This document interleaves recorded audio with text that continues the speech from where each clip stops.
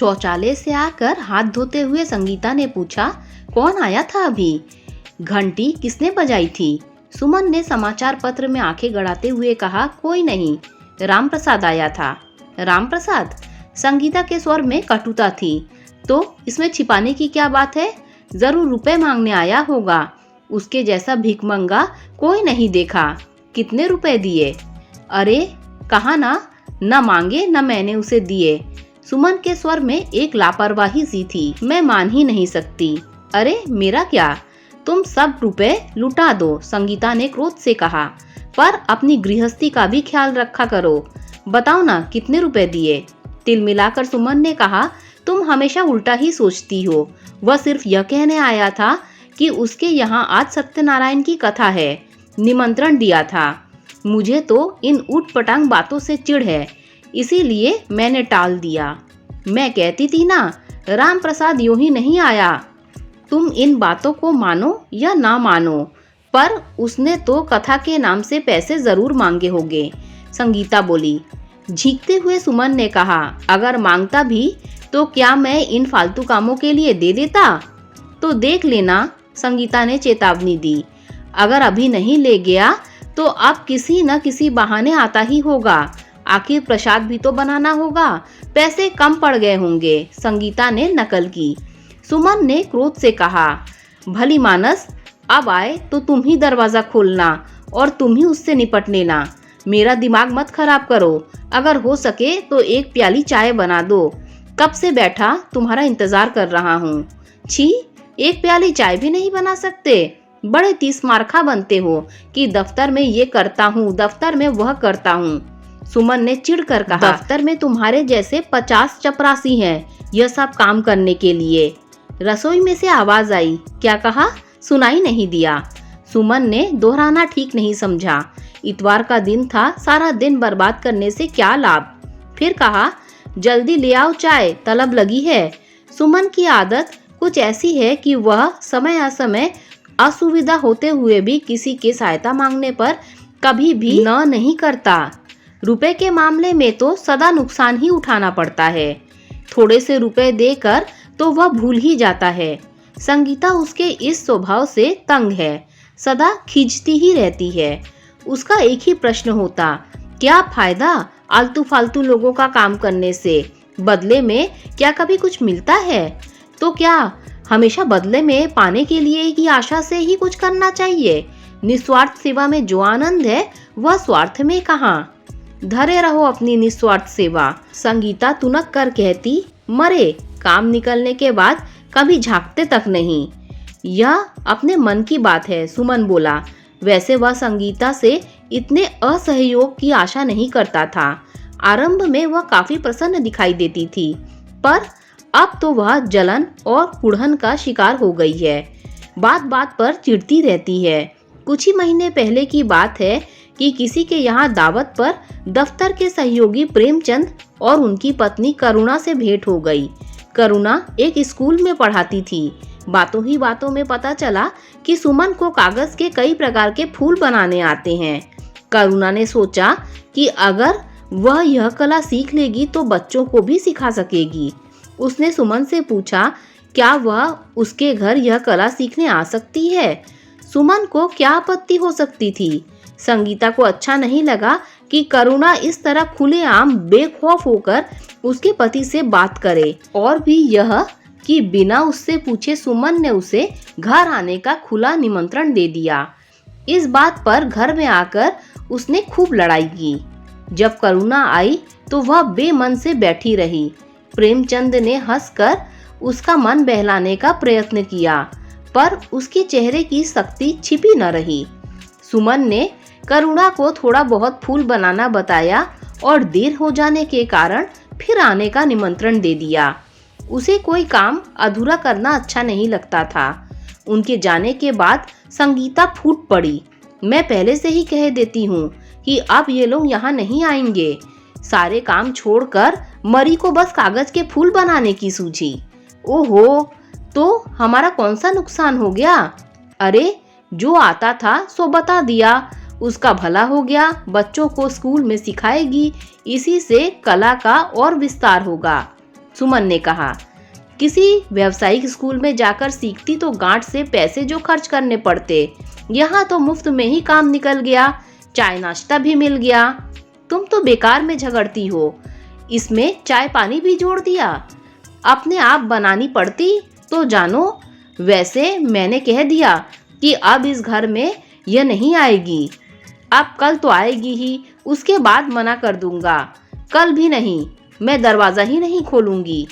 दरवाजा मैं खोल दूंगा, तुम कष्ट मत करना, सुमन ने हंसते हुए कहा। क्यों, क्या वह तुम्हारी कुछ लगती है?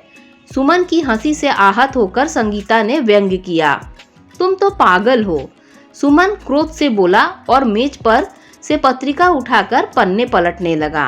अंत में घर में शांति बनाए रखने के प्रयास से दूसरे दिन सुमन को प्रेमचंद से कहना पड़ा कि संगीता की तबीयत ठीक नहीं है, वह स्वयं किसी दिन आकर करुणा को बाकी के फूल बनाना सिखा देगा। दरवाजे पर घंटी बजी तो सुमन की तंद्रा टूटी। उठकर देखा तो प्रेम दयाल खड़ा था, पड़ोसी था, हाथ में एक थैला था। देखकर मुस्कुराया। आओ आओ प्रेम दयाल, कैसे आए? अंदर आकर बैठते हुए प्रेम दयाल ने कहा, अपने बगीचे में इस बार अच्छे पपीते हुए हैं, एक पपीता लेकर आया हूँ। यह तो बहुत अच्छा किया, कुछ दिनों से मन भी कर रहा था पपीता खाने को, सुमन ने हंसकर कहा। पपीता हाथ में लेकर देखा, सच बहुत ही अच्छा लग रहा है, काफी मेहनत करते हो। अच्छा तो चलता हूँ। अरे ऐसे कैसे, बैठो, एक प्याला चाय पीकर जाना। मैं भी सोच रहा था कोई आए तो चाय पीने का बहाना मिले। अंदर आकर मुस्कुराकर पपीता संगीता को दिखाकर रखते हुए कहा, जल्दी से चाय तो बना दो, प्रेम दयाल आया है।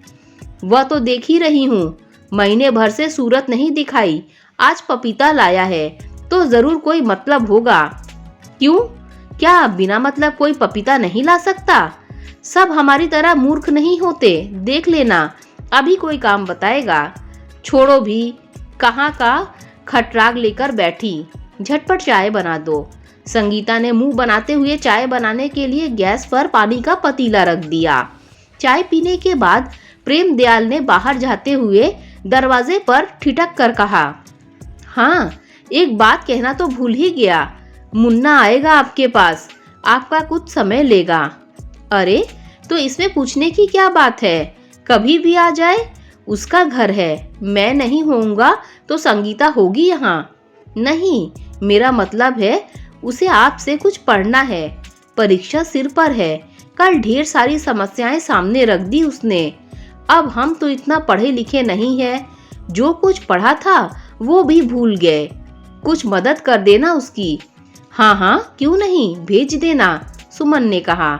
सुमन मन ही मन सोच ही रहा था कि संगीता को बताए या नहीं, पर पत्नी के कान तो बाहर ही लगे हुए थे।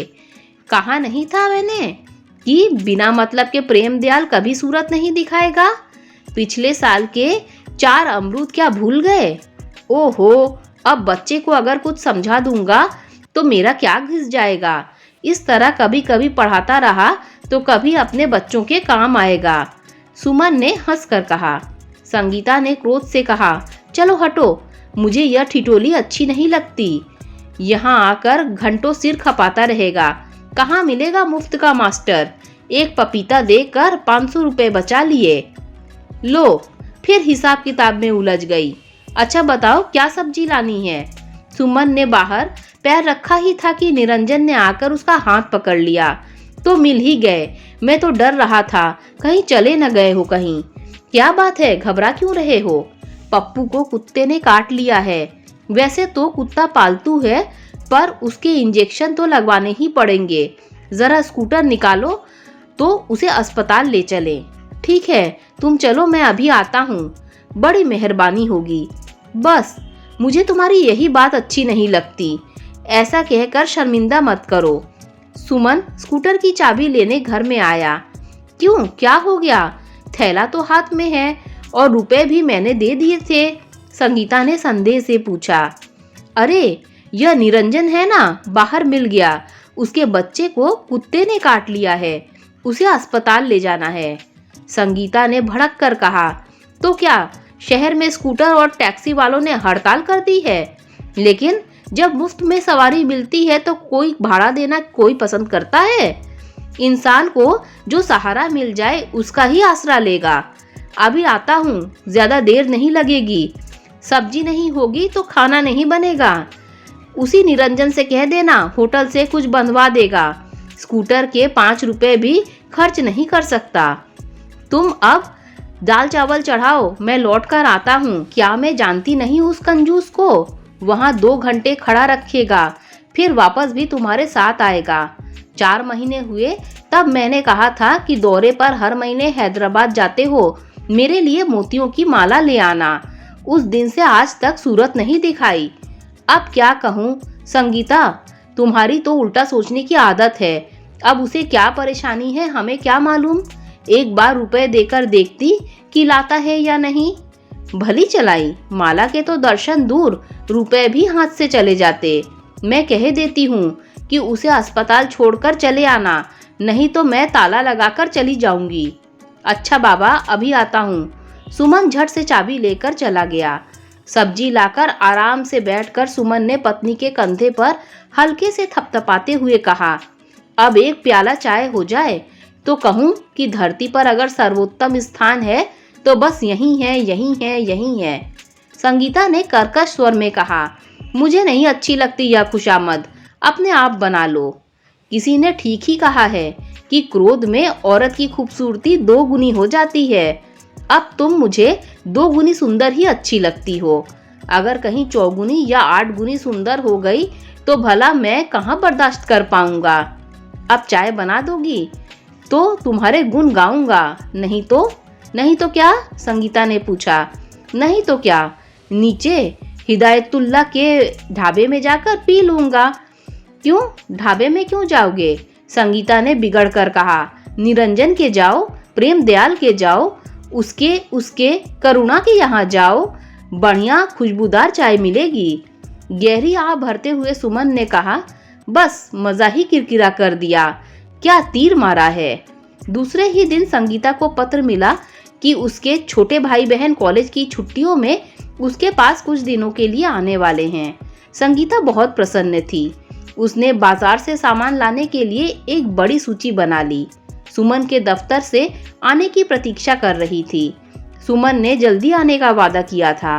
उसका मन खराब ना हो इसीलिए गैस पर पानी चढ़ा दिया था ताकि सुमन के आते ही उसे एक प्याला चाय प्रस्तुत की जा सके। लगता है तुम्हारी शादी हुए 1 महीना भी नहीं हुआ है। क्या जच रही हो? लगता है आज बाजार जाना नहीं होगा। सुमन ने शरारत से कहा। क्या मतलब? संगीता ने शर्माते हुए कहा। अरे मैं ठहरा मामूली इंसान एक ही काम कर सकता हूँ, या तो तुम्हारे साथ सामान खरीदने चलूं या तुम्हें लोगों की नजरों से बचाता फिरूं। यह लो चाबी और उठो, ज्यादा बातें मत बनाओ। संगीता पर्स उठाकर बाहर आ गई।